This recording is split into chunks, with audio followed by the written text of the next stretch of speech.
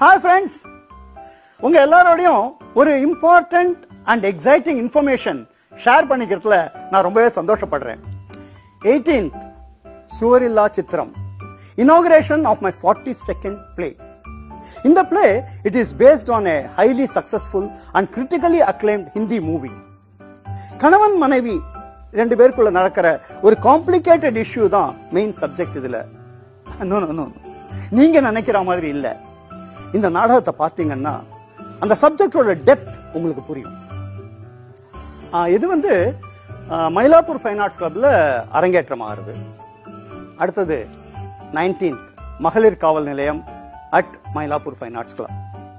This play deals with not only women empowerment but also lays emphasis on why more women should join the police force.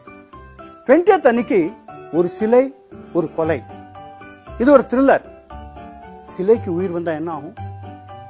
இந்த நாடகத்தை பத்தி பரவலா நிறைய பேர் பாராட்டி பேசியிருக்காங்க.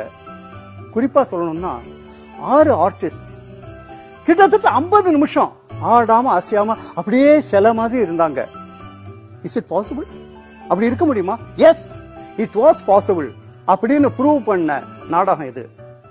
நாட் ஓன்லி தட், தமிழ் நாடக உலகத்துல இந்த நாடகம் ஒரு பெஞ்ச் மார்க்கை செட் பண்ணிருக்கேன்னு சொல்லலாம் in terms of technical presentation.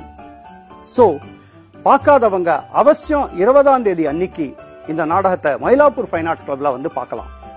22ஆம் தேதி அன்னைக்கு அவர் magnum opus production Maharishi journey of a sage, Bhagavan Ramana மகரிஷியோட வாழ்க்கைய ஒரு டாக்கு டிராமாவா பண்ணிருக்கோம். இந்த நாடகம் வந்து மயிலாப்பூர் ஃபைன் ஆர்ட்ஸ்ல தான் ஸ்டேஜ் பண்ண போறோம். And I have to thank Ashwin Kumar Iyer, ஏன்னா அவரோட தபஸ் ப்ரொடக்ஷன் தான் இந்த நாடகத்தை தயாரிச்சாங்க. சோ அவசியம் பார்த்தவங்க மறுபடியும் வந்து பார்க்கலாம், பார்க்காதவங்க நிச்சயமா பாருங்க. Because this is going to be a lifetime experience for you. 22ஆம் தேதி மயிலாப்பூர் ஃபைன் ஆர்ட்ஸ் கிளப்ல மகரிஷி Journey of a Sage. All are welcome. Thank you.